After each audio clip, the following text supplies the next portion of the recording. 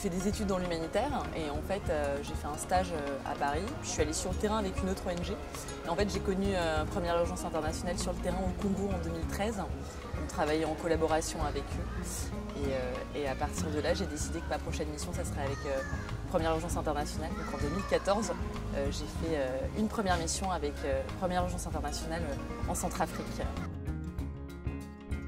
Mon métier, c'est faire du grand écart, c'est-à-dire on passe de faire des petites demandes d'achat pour acheter du petit matériel à faire de la négociation avec des bailleurs de fonds, à gérer de la sécurité, à organiser des missions exploratoires, à recruter du staff national sur le terrain, à recruter des expatriés. Donc en fait, c'est un grand panel.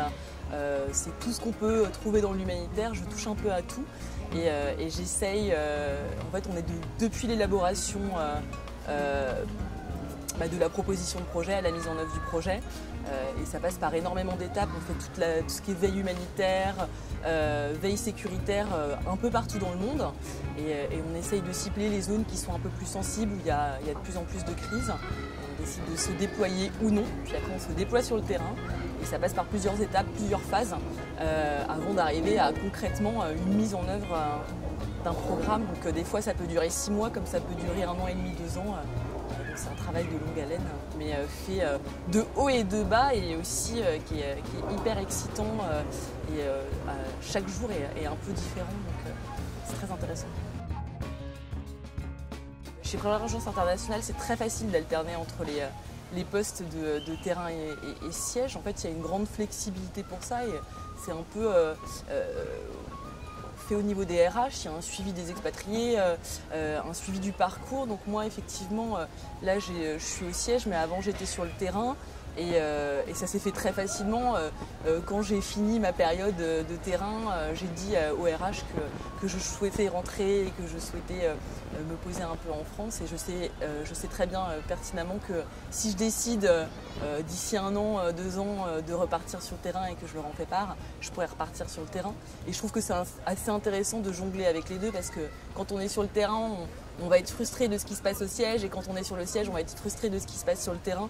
Et en fait, de pouvoir jongler avec les deux, ça permet d'avoir une connaissance d'un peu tous les postes et d'être beaucoup plus compréhensif et beaucoup plus patient sur ce qui peut se passer, parce qu'on appréhende un peu tous les volets du métier de l'humanitaire, que ça soit de la base, reculer au Mali, au siège à Asnières-sur-Seine. Alors j'ai commencé chez Première Urgence Internationale en 2014 et j'étais assistante chef de mission.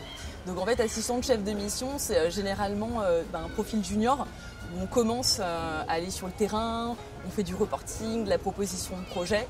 Et en fait, en 2014, en Centrafrique, il y avait une énorme crise qui se passait, donc il y avait beaucoup de travail. Donc j'ai été promue coordinatrice des programmes. C'était hyper intéressant, sauf que j'avais pas balayé en fait tous les métiers de l'humanitaire, et que j'étais trop junior pour prétendre à du management ou à de la gestion support en administration, finance et RH. Donc j'ai demandé au siège de repartir sur quelque chose de plus terre à terre, de plus terrain. Et donc j'ai été chef de projet urgence au Cameroun. Et petit à petit, en fait, j'ai monté les échelons, et PUI m'a accompagnée dans ce chemin. Donc j'étais chef de projet urgence. Après, j'ai voulu monter à un niveau Filco.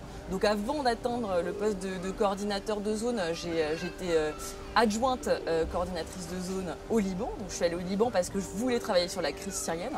Et ça, PUI l'a bien entendu et m'a permis de le faire. Puis après, j'ai été coordinatrice de zone.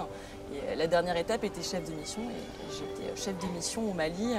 Donc j'ai monté petit à petit les échelons pour un peu toucher à tout et essayer d'apprendre le plus au niveau de tous les secteurs, au niveau de l'administration, de la RH, pour être en capacité de gérer au mieux une mission avec un volume de projets, avec un nombre de staff nat beaucoup plus important. Voilà. Pour moi, il faut une grosse capacité d'adaptation parce que en fait, on va connaître différents contextes. Un jour, tout peut bien se passer et le lendemain, on peut rencontrer énormément de difficultés. Il faut être très optimiste. Moi, ce que j'ai appris en mission, c'est que chaque problème a une solution. Et ça, c'est vérifié partout, il suffit qu'on ait la motivation et en fait on va trouver des équipes qui sont soudées et qui vont nous aider à avancer. Donc grosse capacité d'adaptation, grosse curiosité, que ça soit pour une autre culture, un autre contexte. C'est ça un peu qui nous mène en fait d'apprendre. Il faut avoir une grande soif d'apprendre, que ça soit des autorités locales, des staffs nationaux avec qui on travaille ou des expatriés qui viennent de différents pays. Et à partir de là, si on a des compétences techniques, peu importe lesquelles, et je pense qu'on peut faire de grandes choses. Alors moi, comment j'ai appréhendé les choses sur les relations entre les staffs nationaux et les expatriés, c'est qu'en fait, pour moi, un expatrié, il est novice. Il arrive dans un pays qu'il ne connaît pas, sur une mission qui est des fois existante depuis des années et des années. Quand je suis allée au Tchad en 2016, la mission, elle existait depuis 2004 et il y avait des staffs nationaux qui étaient présents depuis 2004. Et donc moi, je suis personne. Donc en fait, je pense qu'il faut arriver humble et modeste, qu'il faut apprendre des staffs nationaux et qui ont plein de choses à nous apprendre, des erreurs à ne pas commettre, notamment sur des coutumes locales ou des projets qui n'ont pas marché et qui pourraient être améliorés. Et moi j'estime que ça s'est toujours bien passé.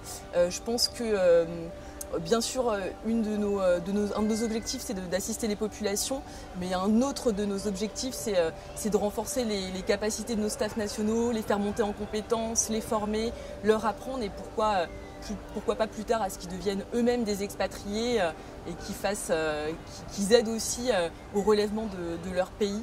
Et je pense que c'est le lien avec les staffs nationaux, c'est une des expériences les plus riches que j'ai connues. C'est toujours un déchirement de l'équité, mais il y en a un qui m'a dit que seules les montagnes ne se croisent pas et j'en suis persuadée. Pour moi, c'est très très riche, c'est très très intense. Comme je disais tout à l'heure, ça passe par des hauts, par des bas, par des émotions intenses, par beaucoup de joie et puis par des moments aussi des fois très déprimants. On voit des choses très compliquées sur le terrain, donc il faut savoir se protéger. On apprend tout le temps sur les autres, sur soi-même et j'ai l'impression que la vie d'expatrié en fait c'est grandir petit à petit. Moi j'ai grandi à l'étranger, il y a ma première mission à PU et aujourd'hui je suis pas la même. Je pense que je suis devenue une meilleure personne en étant une humanitaire. Ce qui était le plus touchant, c'était de rencontrer des populations qui avaient fui leur domicile ou voir des enfants malnutris dans des centres de traitement thérapeutique qu'on appuyait. Ça, c'est assez compliqué à voir. Au Liban, de voir des populations syriennes qui ont fui leur pays, des gens qui étaient des avocats, des professeurs à qui on s'identifie finalement. On se dit ah ça pourrait être nous, donc ça c'était très touchant, c'était très perturbant de voir des gens qui fuient leur pays, qui sont dans des camps de déplacés en Centrafrique. Il y avait un camp de déplacés à l'aéroport, 100 000 personnes qui viennent sans rien, ils n'ont plus rien, plus de bétail, plus de biens. Et ils sont juste là, des fois ils ont perdu des personnes de leur famille, donc c'est assez dur à voir, mais c'est pour ça qu'on fait ce métier.